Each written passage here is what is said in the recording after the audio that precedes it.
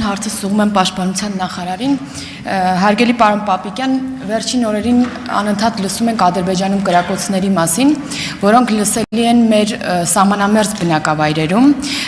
Ինքս երեք բազմաթիվ տեսանյութեր եմ ստացել, որոնք արձանագրում են այդ կրակոցները։ Եվ հիմա ձեզ դիմում եմ այդ տեսանյութերն ուղարկող մեր սյունեցի քաղաքացիների խնդրանքով,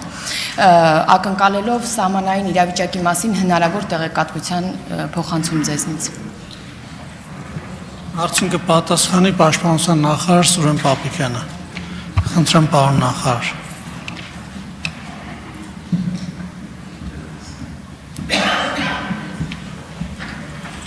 Շնորհակալ եմ Տիկին Հակոբյան հարցի համար։ Ես երեք հետևել եմ լրահոսին, տեղյակ եմ եւ գրառումներից եւ նաեւ տեսանյութերն եմ դիտել, եւ նաեւ դրանով պայմանավորված Պաշտպանության նախարարությունը հանդես եկավ հայտարարությամբ, որ սահմանի երկայնքով լինում են դեպքեր, երբ կան կրակոցներ, սակայն դա Հայաստանի Հանրապետության ուղղությամբ չէ։